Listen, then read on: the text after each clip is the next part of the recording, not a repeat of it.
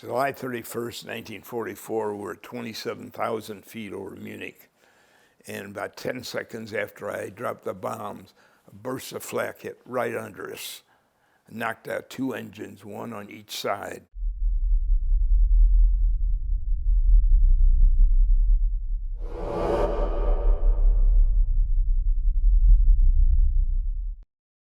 As a bombardier, the bombs are not armed when you put aboard. They're put fuses in right at the, put them on the plane, they hoist them up and put them in. And in the fuse, there's a cotter pin holding a vane in. And the vane will come loose and hit the detonator. So the detonator hits explosive. It was my job as a bombardier to take the cotter pin out of the bomb so the vane can spin loose in the air and the detonator is free then to hit the bomb. And I do that generally when we're over the channel before we got to 10,000 feet where we'd go on oxygen. Well, the temperature was anywhere from 25 to 40 below zero. And we were dressed, and I had two pair of pants on and a heavy jacket, and we had heated suits also, electrical heated suits. And I also wore a pair of silk gloves under my gunner's gloves so my hands wouldn't stick to the bomb site going down the bomb run. And we also had a hose to the oxygen, a hose to the electrical suit, a hose to our mic. We had our Mae West on, we had our Flak suit on, we had a metal helmet on. Literally, you could hardly move around. So that's why if we went oxygen, we pulled the pins from the bombs. But no, it was horrible atmosphere. We weren't pressurized. So it was just bad. Now we got to England and we were assigned to the 452nd Bomb Group. They had lost 14 out of 24 planes on the 12th of May over Brux, Czechoslovakia. So you went in as a replacement for those crews that were lost. And we figured I had 25 missions and I used 50% in one day. What chances you have? But we flew down about England a couple of weeks getting acquainted. And then on May 27th, we did fly our first mission to St. Valery, France. We bombed a heavy gun emplacement there.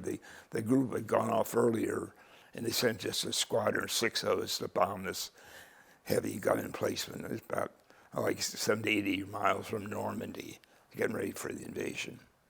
Well, the first mission was just nothing to it. We're with enemy coast maybe 10 minutes, and that was it. So I said, well, that's one under my belt. We were called into briefing on the 4th of June, about 10 o'clock, and we were there about 10 minutes, and they sent us back. The invasion was called off. Then we're called back the next day, the 5th of June, about 10 o'clock, and told the invasion was on. And our target was a heavy gun emplacement between Sword Beach and the city of Cannes. We took off about 2 in the morning, and there's so many planes in the sky, we had to fly from England to Scotland and come back to Normandy. There were 3 bomber streams hitting the beaches, 1,000 or 1,200 planes. And I said our target was Argentine. We took off at 2, and I said I'd drop my bombs at 6:58. And it was kind of cloudy that day. You couldn't see much, and we landed about 9:30 that morning. And then they gave us lunch or breakfast, whatever we had, and reloaded the planes, and we took off about 2 o'clock again. And our target this time was Argentine. It's a railroad junction about 30 miles south of the beaches to prevent the Germans bringing their troops and supplies forward. And that day, I could see the harbor, and you could see these 6,000 or 7,000 naval vessels in there, battleships, cruisers, landing craft, I think everything but canoes. And it was about 50 miles from Sword Beach to Omaha Beach, so that's a big, big harbor. But And flying back to England, every road, every highway, every street was loaded with tanks, jeeps, ambulances, you name it, ready to go ashore. And by the end of D-Day, I understand 150,000 Allied troops had landed. It was a long day. I was in the air 14 and a half hours, but we had an easy time compared to those on the ground, though. The 8th of June was a different type of mission. We're going to bomb the bridges or tours. The Loire River cuts France right in half, and this is going to keep the Germans bringing more supplies forward. But that mission, we had two 1,600-pound armor-piercing bombs, one under each wing, and they're already armed. And we had 4 inside, and it's 9,600 pounds, the most we'd ever carried.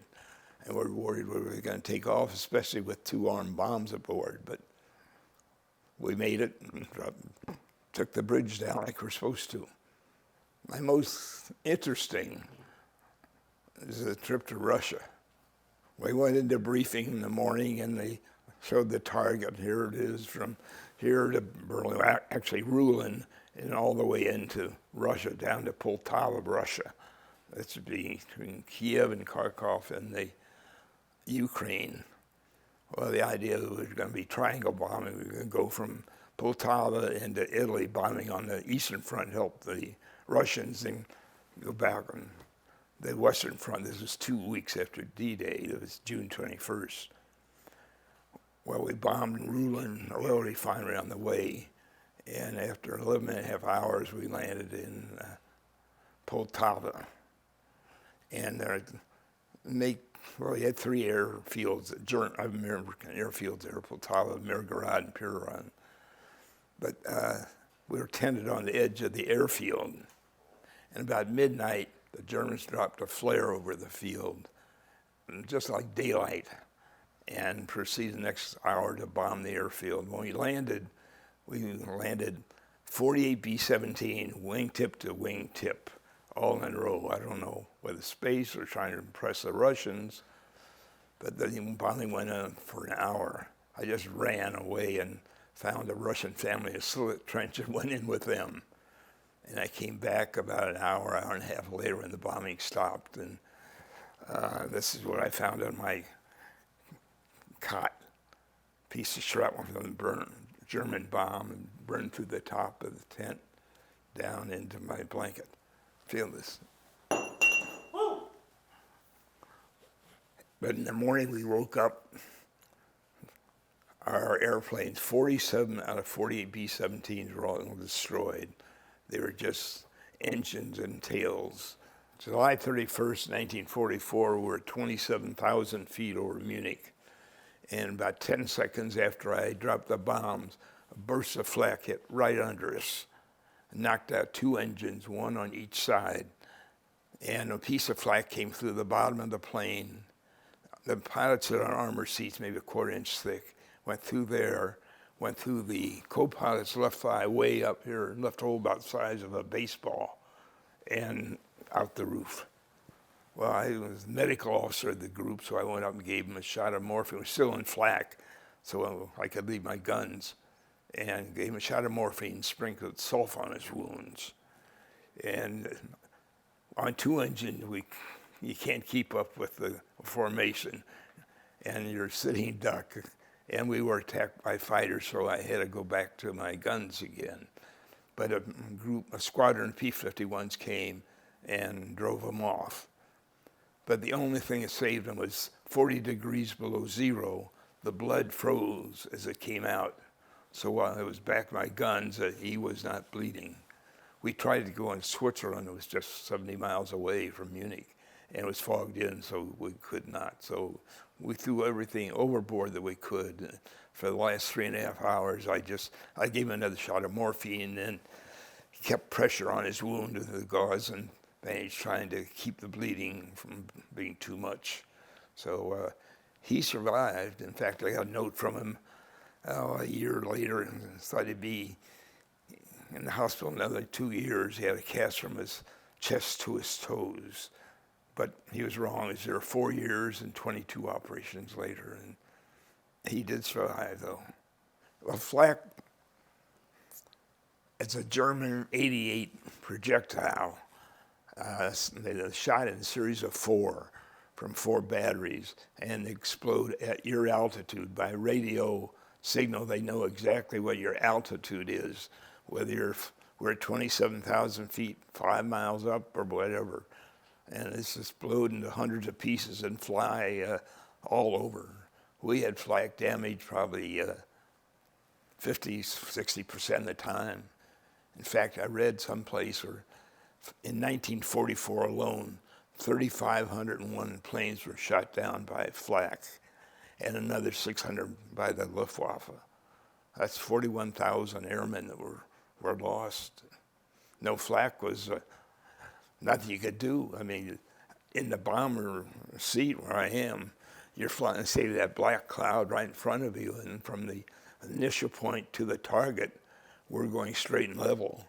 They talk about evasive action. We didn't know from evasive action. We were straight and level, and then we went to the flak. I mean, it's going to knock you out of the sky. They're dropping bombs from 25 miles up, 27,000 feet. Well, the bomb site has a telescope and a gyroscope, and all I had to do, more or less, put in the altitude, speed of the plane, the wind drift, and then we put the crosshairs on the target, and as it moved up, once they crossed, the bombs would drop automatically. As I said, we drop on the lead Bombardier, but we'd have to stay on our bomb sites to the last second in case he was shot down and we had to take over. But we did pretty well. I mean, they were big targets, and we're dropping 18 in planes, so you may have 180 bombs going down, so you hit. Sometimes they miss entirely, but I was up to the lead Bombardier.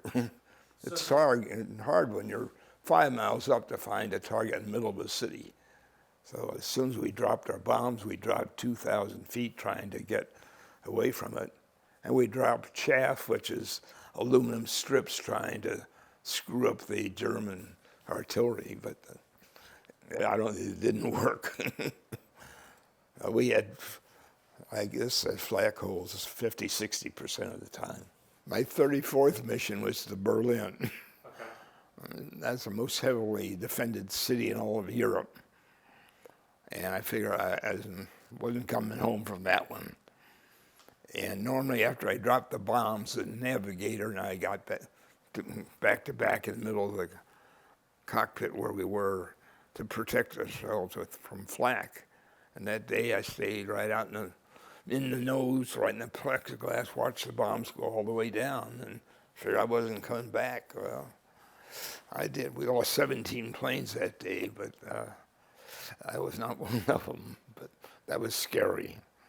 So after the Berlin, that you're 34, you know you have your 35th coming up. This is the end of the road. Talk about that mission. Like, what do you remember? Do you remember feeling? I flew that mission as a navigator. Went to Mainz, Germany. We're bombing a railroad yard. This October 9th, 1944. And of course, I was more apprehensive. This is the end. Am I going to make it or not? And I remember I wrote back home that crossing the channel, we were firing the guns, just using up the ammunition. The Bombardier and I were just firing away. And I wrote home that night that maybe tonight I'll get a good night's sleep knowing I won't be shot tomorrow.